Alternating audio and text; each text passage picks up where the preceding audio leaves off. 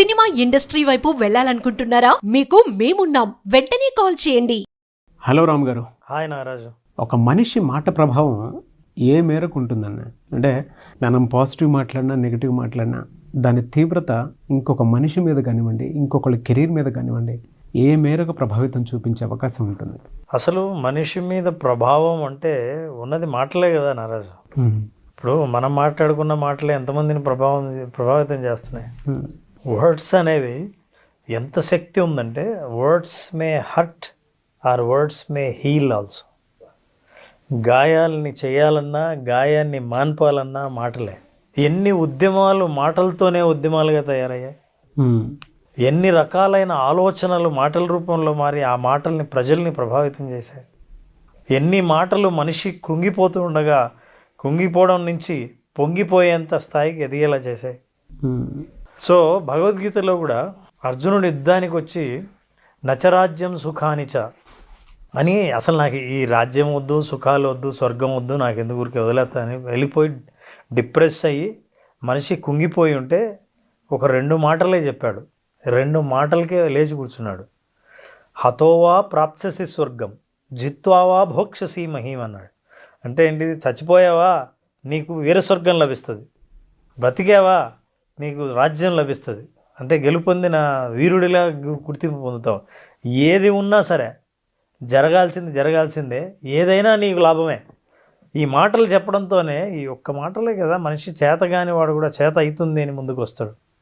కానీ ఇవే మాటలే మనం పాజిటివ్గా మాట్లాడితే మనిషిని గాయాలే కాదు, మానసికమైన గాయాలని కూడా మార్చే శక్తి మాటల్లో ఉంది. మాటల యొక్క ప్రభావం, భాష యొక్క ప్రభావం, అందులో ఉన్న ఎమోషన్స్ యొక్క ప్రభావం ప్రతిరోజు మనం అనుభవంలోకి తీసుకొస్తూ ఉంటాం, మనకు తెలియదు. కానీ అది ఏదైనా కావచ్చు, నెగిటివ్ కావచ్చు. ఒక్కొక్కసారి ధైర్యవంతుడిని కుంగదీసేవి అవే. రాత్రంతా నిద్ర లేకుండా బాధపడే విమర్శనాస్త్రాలు కూడా మాటలతో వచ్చేవే. మాటలు మాట్లాడడం మనిషికున్న ఆవేశము, కోపము, ఎదుటి వాళ్ళ మీద ద్వేషము, ఇట్లాంటి కోపము, వీటన్నిటినీ మనం ఎక్స్ప్రెస్ చేయడానికి వాడేది కూడా మాటలేగా. అవునండి. అంటే కొట్టిన దెబ్బ కంటే కూడా మాట్లాడిన మాట ఎక్కువ గాయం కలిగిస్తూ ఉంటుంది. అదే అంటారు, stones and sticks May break my bones. కానీ మాటలు అంతకంటే మనసును బాగా ఎక్కువ గాయపరుస్తాయంట. గాయపరిచే మాటలు ప్రతిరోజు మనకు తెలియకుండానే కొంతమందిని గాయపరిచే మాటలు మాట్లాడుతుంటాం, కొంతమందిని ఎంకరేజ్ చేసే మాటలు మాట్లాడుతుంటాం. మనం కూడా కొంతమంది మాటలకు గురి అవుతూ ఉంటాం, మంచి మాటలకి, చెడ్డ మాటలకి. సో మాటకి ఎంత ప్రభావం ఉందంటే చాలామంది సైకాలజిస్టులు, న్యూరో సైంటిస్టులు కూడా దీని మీద స్టడీ చేశారు. వాళ్ళ స్టడీలో తెలిసింది ఏంటంటే, మీరు విన్న తర్వాత ఈ మాటల ప్రభావం బ్రెయిన్ లెవెల్లో ఉంటుంది, బ్రెయిన్ కెమిస్ట్రీని కూడా చేంజ్ చేస్తుంది. కొంతమంది ఒక్క మాట సాయం చాలదా అని, అందులో సాయం ఏముంది? డబ్బులు ఇవ్వట్లేదు, నీకు ఏ వస్తువులు ఇవ్వట్లేదు, కానీ నేనున్నా నీకెందుకు అన్న మాట చాలు మనిషిలో ఎక్కడ లేని ధైర్యాన్ని తీసుకొస్తుంది. సో ఇది మాట సాయం అంటాం. సో న్యూరో సైంటిస్ట్ చెప్పింది ఏంటంటే, మీరు ఎప్పుడైతే పాజిటివ్ మాట విన్నారో న్యూరో కెమిస్ట్రీ కూడా మారి మనిషిలో ధైర్యాన్ని, అంతకుముందు లేని ధైర్యాన్ని తీసుకొస్తుంది అని. మసారు ఎమటో అని ఒక జపనీస్ సైంటిస్టు, ఆయన ఈ మాటల ప్రభావం ఎట్లుంటుందో ప్రయోగం చేయాలని ట్రై చేశాడు. ఆయన ఏం చేశాడు తెలుసా? నీటి చుక్కను తీసుకుని దాంతో మాట్లాడాడు. ఆ మాట్లాడిన తర్వాత ఆ చుక్కల్ని, నీటి బొట్టుని ఫ్రీజ్ చేశాడు. ఫ్రిడ్జ్లో చాలా తక్కువ టెంపరేచర్లో ఫ్రీజ్ చేస్తే, I love you, my thanks to you, you are so beautiful అన్న మాటలు మాట్లాడి అవి విన్న ఆ నీటి బొట్టును ఫ్రీజ్ చేసిన తర్వాత ఆ క్రిస్టల్స్ చాలా అద్భుతమైన వజ్రాన్ని పొదిగితే ఎలా ఉంటుందో ఒక నగ, అట్లాంటి షేపును అది ఏర్పరచుకుంది. అంటే ప్రాణం లేని నీళ్లు కూడా స్పందించి మాటలకి అంత అందమైన రూపం ఇచ్చింది. అట్లాగే ప్రయోగం చేశాడు. ఇంకో నీటి బొట్టు తీసుకొని అదే క్వాలిటీ, అట్లాంటి ప్యూరిటీనే ఉన్న నీటి బొట్టును తీసుకొని దాంతో నెగిటివ్గా మాట్లాడాడు. I hate you, I don't like you, ఇట్లాంటివన్నీ నెగిటివ్ మాటలు మాట్లాడి దాన్ని ఫ్రీజ్ చేస్తే అది అసిమెట్రికల్గా ఏదో ఒక ముద్దలాగా, దానికి ఏ ఆకారం లేని ముద్దలాగా అది ఫ్రీజ్ అయిపోయింది. అప్పుడు ఆయన తన థీసిసే రాశాడు. ప్రపంచంలో ఇది చాలా పాపులర్. మసారు ఎమటో చేసిన ప్రయోగం, మాటలకి నీటి చుక్క కూడా ఎలా స్పందిస్తుంది అన్న. ఇది ప్రతి మనిషి జీవితంలో కూడా ఎదుటి వాళ్ళ అభిప్రాయాలు మనం ఏర్పరచుకోవడానికి కారణం కూడా వాళ్ళ మాటలే. ఈ మాటలు ఏంటి? భాష. భాష ప్లస్ చాయిస్ ఆఫ్ వర్డ్స్, మీరు ఎలాంటివి ఎన్నుకుంటున్నారు అని. మీరు అవతల వాళ్ళు మాట్లాడేటప్పుడు మీ దగ్గర చాయిస్ ఉంటుంది, ఎన్నో రకాలైన పదాలు మీ ముందుంటాయి. మీరు బాధ పెట్టే మాటలు ఎంచుకుంటున్నారా, లేదా మీరు అవతల వాళ్ళని సంతోషపెట్టే మాటలు ఎంచుకుంటున్నారా? Is it a hurt or heal? దీన్ని బాధ పెట్టచ్చు, అవతల వాళ్ళని ఎంకరేజ్ కూడా చేయొచ్చు, అవతల వాళ్ళ గాయాలని కూడా మానిపోవచ్చు. ఫర్ ఎగ్జాంపుల్ చూద్దాం, కొంతమంది కామన్ సెన్స్ ఉండదు, మాట్లాడుతుంటే ఏం మాట్లాడుతున్నారో ఎక్కడ మాట్లాడుతున్నారో తెలియదు. అందుకే అంటాం సమయము సందర్భం ఉండక్కర్లా అని. ఇంకో సామెత ఉంది, నోరు మంచిదైతే ఊరు మంచిది అవుతుంది. చిన్న మాట, నోరు అంటే ఏంటి? భాష. మీ మాటలు మంచిగా అయితే ఊరంతా మీకు మంచిదిగానే కనిపిస్తుంది అని. సో ఈ విషయాలు మనం దృష్టిలో పెట్టుకుంటే, కొంతమందికి ఇప్పుడు మీరు ఎవరైనా ఒక హాస్పిటల్లో కొంతమంది ఉంటారు, హాస్పిటల్లో విజిట్ చేయడానికి వస్తారు, కొంతమంది మాట్లాడడం సరిగా రాదు, పేషెంట్ మంచం మీద ఉంటాడు. అలాగే సుబ్రావుని చూడడానికి ఎవరో వచ్చారు, సుబ్రావు పాపం ఆరోగ్యం బాగలేదు, కొంచెం సెలైన్ ఎక్కించాలి అని డీహైడ్రేట్ అయితే హాస్పిటల్లో జాయిన్ అయ్యాడు, సెలైన్ ఎక్కిస్తున్నారు. ఈ లోపల చూడడానికి వచ్చారు. మనకు వచ్చిన మిత్రులు బంధువులు అన్ని రకాల వాళ్ళు ఉంటారుగా. సో బంధువు వచ్చి, సుబ్రావు ఏంటి హాస్పిటల్లో జాయిన్ అయ్యావా? అరే ఏమైంది అంటే, ఇలా అయిందని. నీకు తెలుసా, లాస్ట్ వీక్ నా ఫ్రెండ్ ఇంకోటి ఇట్లాగే చాలా బాగున్నాడు తెలుసా, బాగా నాతో మాట్లాడాడు, ఏం కాలేదు, ఇంకా డిశ్చార్జ్ చేస్తామన్నాను. 24 అవర్సే నైట్ హార్ట్ అటాక్ వచ్చి హాస్పిటల్ చచ్చిపోయాడు అన్నాడు. ఇప్పుడు సుబ్రావు ఇంటికి వెళ్ళిపోదామని సిద్ధపడిన వాడు ఆ మాట విన్న తర్వాత ఎలా ఉంటుంది? చాలామంది మన చుట్టుపక్కల ఇలాంటి వాళ్ళు చాలామంది ఉంటారు, ఇట్లా మాట్లాడేవాళ్ళు. వాళ్ళకి ఎప్పుడు ఏం మాట్లాడాలో తెలియదు, అసలు అది మాట్లాడాల్సిన సందర్భం కూడా కాదు. ఇంతకుముందు డబ్బులు మొత్తం పోగొట్టుకున్నారు తెలుసా, ఈ బిజినెస్ పెడితే అసలు లాసు అని అన్నాను అనుకోండి, ఇంక మొదల్లోనే ఈ నోటు ఇట్లా మాట్లాడాడే అని అవతల వాళ్ళు డిస్కరేజ్ అయిపోయే ప్రమాదం ఉంది. కొంతమంది ఉంటారు చాలా అందంగా చక్కగా మాట్లాడతారు, అసలు చిన్న విషయాలనే.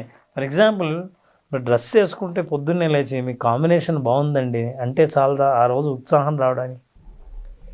మీరు చేసిన పని బాగుందని మెచ్చుకోవడానికి ఒక 2 మాటలకు వాళ్ళని ఎంత బాగా గుర్తుపెట్టుకుంటాం, వాళ్ళని ఎంతగా గౌరవిస్తాం. అయితే నేను అన్నది ఎప్పుడు మీరేమో మంచి మాటలు మాట్లాడడం కోసమని అవతల వాళ్ళని ఏ తప్పు చేసినా సరే మనం మంచిగా మాట్లాడాలా అన్న ఆలోచన వచ్చిందనుకోండి, తప్పును కూడా ఎంత అందంగా ఎత్తి చూపొచ్చో. అరే మనిషిని బాధ పెట్టకుండా తన తప్పు తాను తెలిసేటట్టు మాట్లాడడం అనేది ఒక కళ. అందుకే అంటాం, ఎప్పటికి అయ్యేది ప్రస్తుతం అప్పటికి ఆ మాటలాడి అన్యుల మనములు నొప్పింపక తానొవ్వక తప్పించుకు తిరుగువాడు ధన్యుడు సుమతి అని. ఇతరులను బాధ పెట్టకుండా తాను బాధపడాల్సిన అవసరం లేదు, ఇతరులను సంతోషపెట్టడం కోసం మనం బాధపడక్కర్లేదు. సో ఎప్పుడైతే ఈ మాటల ప్రభావం అర్థం చేసుకున్నామో, ఎన్ని రకాల రీసెర్చ్లు చేసినా తేలింది ఏంటంటే, మాటకి భాషకి ఒక వైబ్రేషన్ ఉందని. ఎప్పుడైతే వైబ్రేషన్ ఉందో దానికి ఒక ఎనర్జీ ఉందని. ఈ ఎనర్జీ ఎక్కడ ఉందో అది వెళ్ళి ఈ ఎనర్జీ ప్రయాణించి ప్రభావం చూపిస్తుంది. మనం ఏమైనా కావాలనుకున్నవి జీవితంలో ఆకర్షించే మాటలైనా అవ్వచ్చు, మన జీవితంలోంచి వెళ్ళిపోయేవి వికర్షించే మాటలు కావచ్చు. ఇప్పుడు మనం ఇక్కడ చెప్పుకోవాల్సిన 2 విషయాలు ఉన్నాయి నారాయణ. మాటల్లో 2 రకాలు. మనం ఇతరులతో మాట్లాడేది ఒకటైతే, మనతో మనం మాట్లాడుకునేది ఒకటి. వాటినే మనం అఫర్మేషన్స్ అంటాం. Positive affirmations, negative affirmations. ఏంటో నా జీవితం ఇలా ఉంది, నేను ఇలా అయిపోయాను. అలాంటి వాళ్ళు ఎలా ఉంటారంటే, పొద్దున్న లేచినప్పటి నుంచి లేస్తూనే తనల్ని తన సెల్ఫ్ సింపతి, తనల్ని సెల్ఫ్ బ్లేమింగ్, తిట్టుకునేటప్పుడు ఎప్పుడైతే ఆ యాటిట్యూడ్ ఉందో, లాంగ్వేజ్ ఎప్పుడు బ్లేమింగ్ లాంగ్వేజ్ వస్తుంది. నేను పనికిరాను, ఏమీ చెయ్యలేను, డెవలప్ అవ్వలేను, లాభాలు రావు, ఇలాంటి మాటలు మాట్లాడినప్పుడు మీరు మాట్లాడే కొద్దీ మీలో శక్తి కుంగిపోతూ ఉంటుంది, చెయ్యాలన్న ఉత్సాహం కూడా పడిపోతూ ఉంటుంది. అలాగే నేను అన్నది పాజిటివ్ విషయాలు. అసలు పాజిటివ్ అఫర్మేషన్స్ అంటే ఏంటి? నేను సాధించగలను, ఎందుకు సాధ్యం కాదు, ఎవరైనా సాధిస్తే మనం సాధించవచ్చుగా అని. నేను బాగున్నప్పుడు మళ్ళీ రేపు బాగుంటాను, ఇప్పుడున్న పరిస్థితి శాశ్వతం కాదు అని ఈ మాటలని అనుకున్నప్పుడు మనలో మనకు ఉత్సాహం వస్తుంది. ఎప్పుడు ఎవరో ఒకరు మనం ప్రోత్సహించడానికి చుట్టూ ఉండాల్సిన అవసరం లేదు. మన గురించి మనమే, మనతో మాట్లాడే మాటలు కూడా మనల్ని హీల్ చేసే అవకాశం ఉంది. అందుకే విజువలైజేషన్లో మీరు ఏదైనా అఫర్మేషన్స్ చెయ్యాలి అనుకున్నప్పుడు ఆ పాజిటివే అంటే ఒక బ్లూ ప్రింట్ ఇస్తూ ఉంటారు. మౌనంలో నుంచి వచ్చినటువంటి ప్రతి మాట విజువలైజేషన్లో బ్లూ ప్రింట్ అయ్యి అది నిజ రూపం దాల్చేంత వరకు మీరు ఆ అఫర్మేషన్స్ ఇస్తూనే ఉంటారు. సో ఈ అఫర్మేషన్స్ అన్నవి కూడా వచ్చినవి మాటల నుంచే. సో ప్రపంచంలో మనం చూసే ప్రభావాలన్నీ ఎవరో ఒకరి మాటల నుంచి ఊడిపడినవి. అందుకే కొన్ని మాటలు ఇప్పటికీ మన హృదయంలో నిలబడిపోయే ఉంటాయి. స్వాతంత్రం నా జన్మ హక్కు బాగా గుర్తుపెట్టుకుంటారు. ఈ దేశం నీకేమిచ్చిందని కాదు, నువ్వు ఈ దేశానికి ఏమిచ్చావు అని ఒకసారి ఆలోచించు. ఇట్లాంటి మాటలే మనిషిని మనం గుర్తుపెట్టుకునేలా చేస్తాయి, ప్రోత్సహించేలా చేస్తాయి, మోటివేట్ చేస్తాయి. అలాంటి మాటల్ని మనం గనక మన కోసం సృష్టించుకోగలిగితే, ఆ మాటల్ని మనం రిపీటెడ్గా చెప్పుకోగలిగితే దాన్ని అఫర్మేషన్స్ అంటాం, పాజిటివ్ అఫర్మేషన్స్ అంటాం. సో ఫైనల్గా నేను చెప్పాలనుకుంది నారాజు, మీ మాటలు ఎదుటి వారిని నొప్పించకుండా మాట్లాడండి. అది నొప్పించినప్పుడు మన అహం చల్లారచ్చు, కానీ ఎదుటివాడి మనసు గాయపడుతుంది. శరీరం గాయపడితే మందేస్తే ఆ తర్వాత అసలు ఒక్కోసారి మన గాయాన్ని మనమే మర్చిపోతాం, ఇక్కడ ఉందన్న విషయం కూడా మర్చిపోతాం. కానీ మనసు చేసిన గాయం మర్చిపోయినట్టున్నా అవతల వాళ్ళు మర్చిపోరు. కొంతమంది ఉద్దేశమే గాయం చేయాలని ఉంటుంది. అట్లాంటి ఉద్దేశం నుంచి, ఆ ఉద్దేశం ఉండి మీకు ఎప్పుడైతే గ్రాటిట్యూడ్ అనేది లేదో జీవితంలో, మీరు ఎప్పుడు గాయపరచడానికి ప్రయత్నిస్తుంటారు. గ్రాటిట్యూడ్ అన్నది ఎప్పుడైతే మనం ఎక్స్ప్రెస్ చేస్తామో భాష మారిపోతుంది.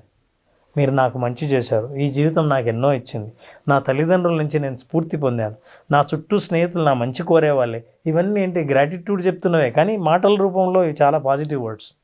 ఇదే గ్రాటిట్యూడ్ లేకుండా ఉన్నవి మాట్లాడే మాటలు ఏవైనా బ్లేమింగ్ లాంగ్వేజ్, ఇదంతా నెగిటివ్ వర్డ్స్. సో మన లైఫ్ మొత్తం షేప్ అవ్వడానికి కారణం కేవలం భాష, మాటలే. ఇప్పుడు మీరు నిర్ణయించుకోండి, మీ షేప్ ఎలా ఉండాలి. వజ్రం లాంటి, నేను చెప్పాను మసరు ఎమటో లాంటి వజ్రం లాంటి షేప్ చేసుకోవాలని అనుకుంటున్నారా, లేదా ఒక రా ముద్దలాగా తయారు చేసుకోవాలనుకుంటున్నారా అనేది మీ మీద ఆధారపడింది. సైంటిఫిక్ రీజన్ తోటి చిన్న వాటర్ డ్రాప్ మీద మీరు చెప్పినటువంటి ఎగ్జాంపుల్ ఉంది చూసారా. అనుకుంటా ఉన్నా, ఒక మనిషి బాధలో ఉన్నప్పుడు చుట్టుపక్కల ఒక మాట సాయం కోసం ఎదురు చూసేటువంటి పరిస్థితి ఉన్నప్పుడు, ఎవరైనా మన వీడియోస్ చూసేటువంటి వాళ్ళు చాలామంది ఉంటారు. ఒక మాట సాయం ఈ విధంగా దొరికినా కూడా 10 మంది సాయం అక్కర్లేదన్న, అక్కడికక్కడే మోటివేట్ అవుతారు, అక్కడికక్కడే జీవితాన్ని పునరుద్ధరించుకుంటారు, ఇంకో పునర్జన్మ తీసుకోవడానికి అవకాశం ఉన్నంత బాగా తీసేసుకుంటారు. ఇవాళ మన విజువలైజేషన్లో కూడా చాలామంది తీసుకునేది పునర్జన్మ లాంటిదే. అంటే ఒక విషయాన్ని అక్కడే ఫర్గివ్ చేసి నెక్స్ట్ లెవెల్కి వెంటనే వెళ్ళటం. త్రూ విజువలైజేషన్ అది సాధ్యం అవుతుందని అంటే, త్రూ ఇది ఓరల్ సబ్జెక్ట్ మీరు నేను మాట్లాడుకునేటువంటిది. అది ఎంత పర్సనాలిటీని హీల్ చేస్తుందని అంటే, ఒక మనిషి పడిపోవడానికి ఈ మాటే శాసిస్తుంది, ఒక మనిషి ఆనందపడడానికి లేదా పర్సనాలిటీ హీల్ చేసుకోవడానికి ఈ మాటే ఉపయోగపడుతుంది. అంటే భగవద్గీతలో కూడా చెప్పినటువంటి కొన్ని విషయం, అంటే ఇప్పటికీ గీతలో శ్రీకృష్ణుడు ఏం చెప్పాడో అర్జునుడు అదే చేశాడు. ఆ మాట లోక కళ్యాణం కోసం ఉపయోగపడింది. కొన్ని అలానే ఉంటాయి సార్. అదే కాదు, శ్రీరాముడు కూడా తండ్రి చెప్పాడన్న ఒకే ఒక మాటతోటే ఈరోజు మనకు దేవుడు శ్రీరాముడు.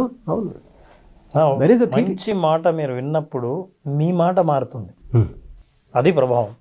ఎస్, అలా మీరు ఎంతమంది మాటలు మార్చే వాళ్ళుగా తయారవుతారో మీరు నిర్ణయించుకుంటే చాలామంది జీవితాలు మారుతున్నట్లు లెక్క. Really good and thank you sir, thank you so much Ram garu. Thank you.